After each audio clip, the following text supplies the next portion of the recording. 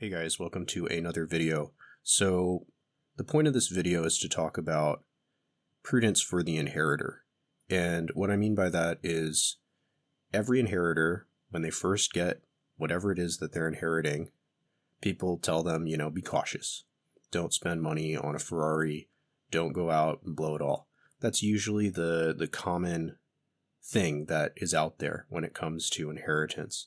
And I want to talk a little bit about this because, yeah, it makes sense to not go out and blow all your money, obviously. I think that that is fair.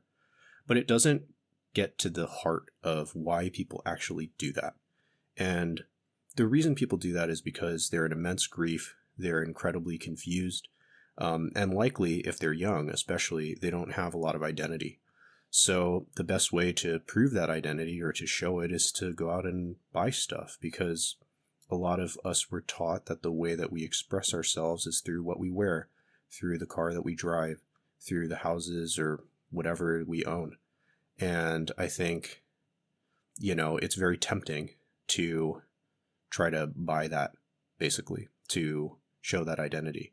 And so when someone says, okay, well, don't go out and buy a Porsche, don't go out and buy a Ferrari, I think they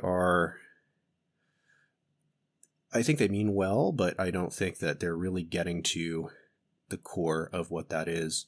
And so I think to really be prudent as an inheritor requires getting in touch with your emotions and what you're really feeling.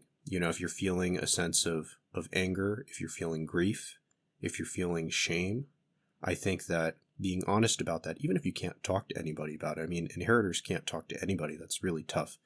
That's one of the main difficulties with inheritance, is that you don't have anybody to talk to.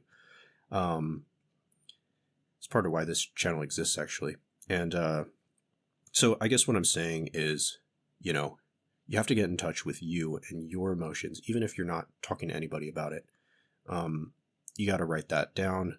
You got to go out on a walk, and that will enable you to better understand why you're pulled in these directions. If part of you is saying, you really feel like you got to buy something, you just feel it deep down, is that really for the right reason?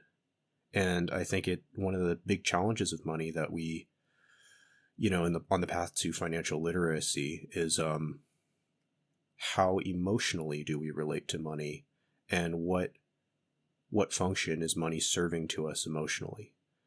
And if that's something that you're thinking about, if that's something that you're working on, your emotional relationship to money, I think it will serve you well. A lot of our money-related problems come from emotional-related problems.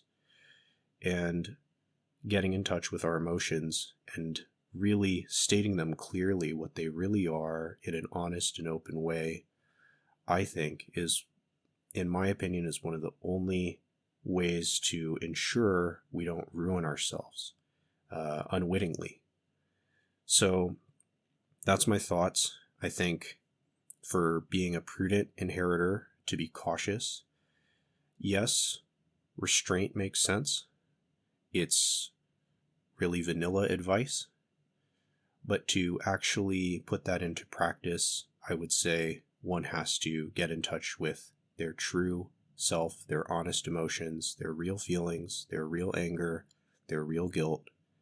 And that is going to unlock the ability to actually be restrained and to actually be cautious.